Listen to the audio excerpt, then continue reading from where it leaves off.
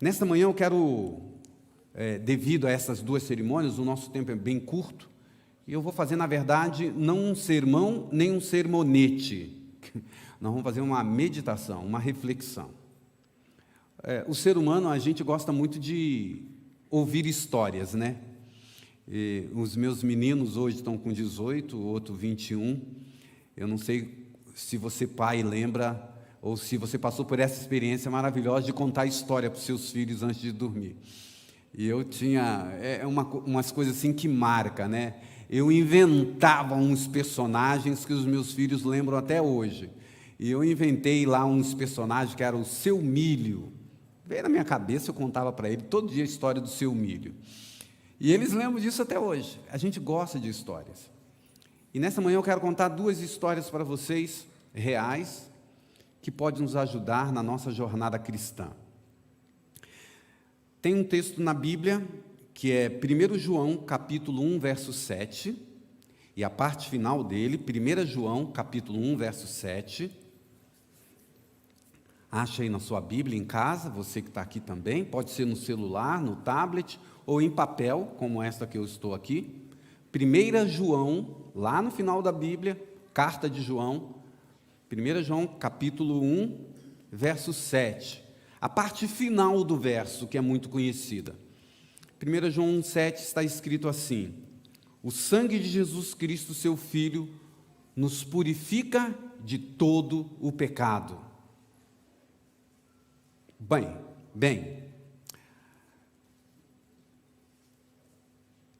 existia lá nos Estados Unidos um evangelista famoso chamado Charles Finney.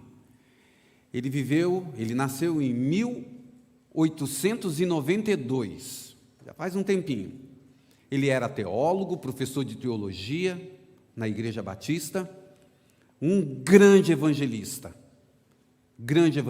levou muitas pessoas ao reino de Cristo, nas suas pregações, principalmente focada na graça do Senhor. E conta-se a história que um dia ele estava pregando, e ao terminar o culto, um homem com uma aparência rude, que estava assistindo o sermão dele, o chamou de canto e o convidou para ir à casa dele. E o grande pregador, evangelista, o Finney, ele aceitou o convite. Não, eu vou à sua casa, não há problema. As pessoas que estavam ali presentes reconheceram aquele homem e ficaram preocupados com o evangelista, porque o evangelista não conhecia ele, porque era um homem perigoso. Sabe igual este homem que estão caçando lá em Goiás? Mais ou menos assim. Um homem perigoso, conhecido ali na região. E eles foram até o Finney e falaram assim: não vai na casa desse homem, que ele é um homem muito perigoso. Ele falou assim: agora já aceitei o convite, agora eu vou. Eu não vou deixar de ir lá. E diz a história que quando eles foram até uma parte da cidade, não muito aprazível, de um lugar meio sinistro, vamos dizer assim, e ali era a casa deste homem, e o evangelista entrou na casa dele. E o que aconteceu? A casa não era bonita por fora e nem por dentro. E quando ele entrou naquela casa, o homem se assentou à mesa, e ele também ali perto, e o homem tirou de cima da mesa uma arma, um revólver. E veja só o que ele disse: Senhor, com esta arma tirei a vida de 2 homens que entraram em intriga comigo. E ele perguntou para o evangelista: pode haver perdão para mim por causa disso? O evangelista o olhou fixamente e lhe disse com voz pausada e suave: o sangue de Jesus Cristo, seu Filho, nos purifica de todo o pecado. 1 João capítulo 1, verso 7. O homem, tomado de terrível ansiedade, mostrou-lhe em seguida um baralho, carta de baralho, e lhe disse: com estas cartas tenho roubado a muitos, pode haver perdão para mim? E o evangelista repetiu novamente o mesmo texto. O sangue de Jesus Cristo nos purifica de todo pecado. Mas a conversa não terminou ali.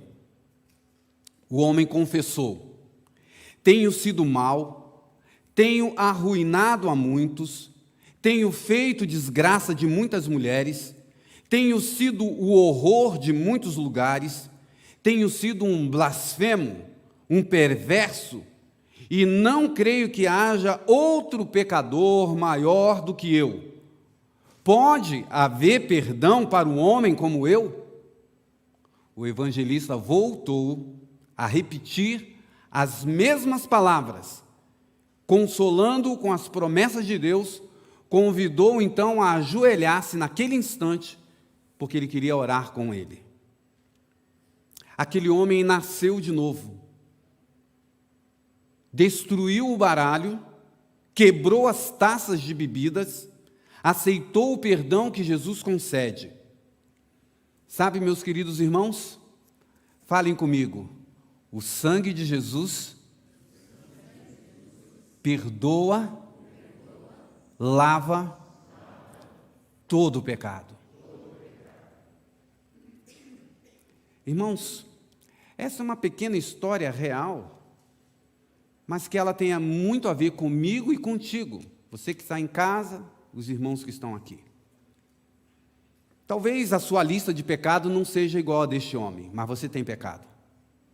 A sua lista seja um pouquinho diferente. E talvez em algum momento você se pergunta: será que tem perdão para um homem, uma mulher como eu? A resposta é qual? O sangue de Jesus lava, purifica de todo o pecado. O que é todo? Adultério, fornicação, mentira, assassinato, encaixa no todo? Pequeno ou grande, Jesus Cristo perdoa todo o pecado. Aliás, a Bíblia relata que existe um pecado que não é perdoado. Qual é o pecado que não é perdoado? Blasfêmia contra o Espírito Santo. E qual é o pecado da blasfêmia contra o Espírito Santo? É adultério? É assassinato? Qual o nome do pecado que é a blasfêmia contra o Espírito Santo? Pode ser um adultério, pode ser uma mentira, pode ser qualquer uma dessa lista. O pecado contra o Espírito Santo é aquele pecado que você tem e não confessa, e não deixa.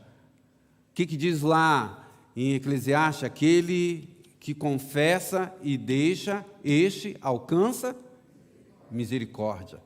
Irmãos, o pecado contra o Espírito Santo é simples. As pessoas às vezes fazem livros, mas é muito simples. Qualquer pecado que você comete e você não reconhece que é pecado e pede perdão, você pecou contra o Espírito Santo.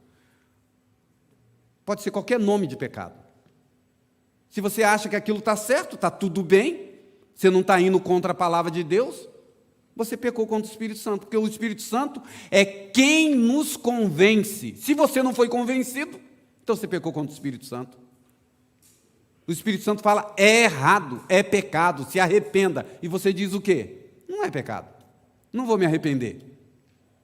Então você não deu ouvido ao Espírito Santo. Todo pecado. A segunda história que eu quero contar para vocês, também real, uma história interessante. Há muitos anos deu-se no Oceano Atlântico um terrível naufrágio. O nome do navio era Central América, ali na região de Nova York, nos Estados Unidos. Quase toda a cidade de Nova York, que era bem menor do que era hoje, ficou de luto, porque muitas pessoas vieram a falecer neste naufrágio. Centenas de passageiros foram sepultados junto com um belo navio. E em muitos lares da cidade, as pessoas estavam pranteando, chorando o seu ente perdido naquele naufrágio. Alguns ficaram desaparecidos, ninguém sabia para onde tinha ido. Alguns corpos foram resgatados sem vida. Alguns dias após o trágico evento, apareceu numa linda manhã um veleiro lá no horizonte que se aproximava da praia. A um olhar atento não podia escapar o fato de que a bordo daquela embarcação reinava uma grande alegria. O capitão não somente acenava com o seu chapéu, mas também gritava em alta voz. Entretanto, as pessoas que estavam no cais do porto, a princípio, não podiam entender muito bem o que ele estava gritando, o que estava acontecendo. Somente ao alcançar o veleiro, o porto, podia-se perceber claramente as palavras que eles estavam gritando. E eles gritavam: mais 3 salvos, mais 3 salvos. Era isso que eles estavam gritando de alegria. A boa nova primeiro foi ouvida pelos tripulantes, que estavam ali em outros navios naquele cais. Vários marinheiros subiram o mais rápido possível ao mastro dos outros navios e começaram a gritar a plenos pulmões: mais 3 salvos. Os estivadores ocupados com o desembarque de mercadorias, pondo as caixas e os sacos no chão, também gritavam: mais 3 salvos. Com a rapidez de uma chama, a notícia se alastrou de rua em rua por toda a cidade. Os assíduos vendedores e compradores esqueceram o seu negócio e todos, a uma só voz, entoavam: mais 3 salvos. Cada vez mais alto o brado rebumbava pela multidão compacta, que se aglomerava num lapso de tempo incrível, ali na cidade de Nova York e sobre o Brooklyn e Hudson, no coração de milhares de pessoas, repetia-se o grito alegre: mais 3 salvos. Sabe, queridos, essa cena tocante que você imaginou aí na sua mente, lembrando dessa história, também nos faz lembrar a palavra do Salvador, que ele disse através de uma parábola. Lucas 17, verso 10.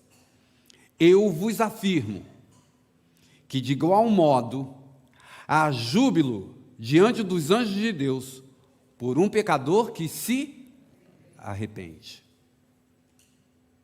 Mais 3 salvos. Você está salvo, meu irmão? Você faria parte desse grupo dos 3 salvos?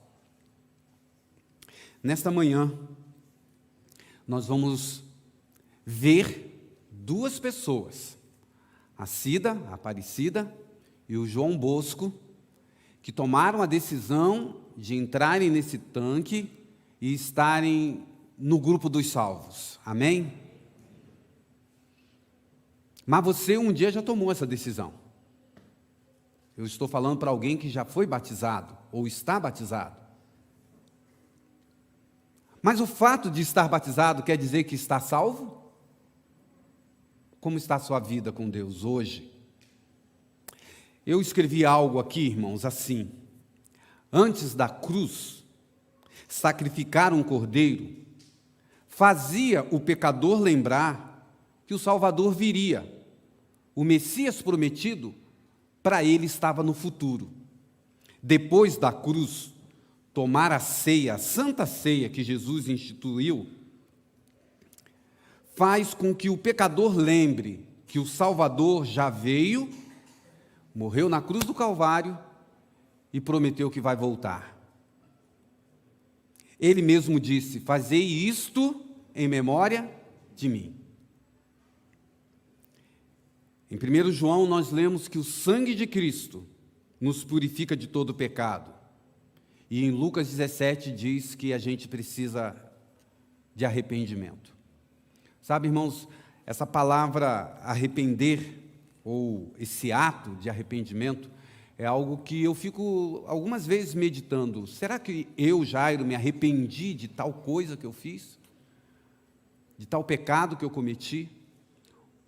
A Santa Ceia é um mini batismo. Quando você peca e você fala assim: poxa vida, eu tenho que pedir perdão a Deus pelo meu pecado. E às vezes chega até o pastor e fala assim: pastor, o que eu fiz é muito grave, eu queria que o senhor me batizasse de novo. Eu já falei isso para vocês. Se todo cristão tivesse essa atitude, eu não sairia de dentro do tanque batismal. Vocês entendem isso? Por isso que Jesus instituiu a Santa Ceia. A Santa Ceia é o momento que eu e você, que já fomos batizados, vamos dizer assim, zerar a nossa conta novamente. Porque da última ceia de setembro do ano passado até hoje, com certeza nós pecamos. Com certeza. E a gente precisa hoje, o dia da expiação, né? O dia do arrependimento. Eu oro a Deus para que Deus, através da pessoa do Espírito Santo, trabalhe no meu coração e no seu coração, para que a gente realmente reconheça os nossos pecados e nos arrependamos, confessemos, se foi com o nosso cônjuge, peça perdão ao seu cônjuge, porque tem gente que pede perdão a Deus, mas não pede desculpa à esposa, não resolve. Tem que falar com o próximo primeiro, peça perdão, e se alguém te pedir perdão, por favor, não seja orgulhoso, dê o perdão, porque também tem gente que é mais difícil dar do que pedir, né? Seja humilde, perdoa as nossas dívidas, assim como nós perdoamos a quem nos ofendeu. Essa é a oração. É fácil? Não é fácil. Mas Deus nunca falou que o caminho do cristão seria fácil, Ele nunca nos enganou. Não é fácil, mas é possível. Que o Senhor nos ajude, nesta manhã, ao ver essa cerimônia de batismo e ao partilhar do pão, receber esse perdão que a gente tanto precisa. Oro nesse instante para que esta graça recaia sobre cada um de nós. Nós vamos ter agora a cerimônia do batismo. Eu vou me trocar, haverá aqui o voto batismal, como vocês bem conhecem, e eu retornarei então para celebrar essa cerimônia tão maravilhosa que é do batismo.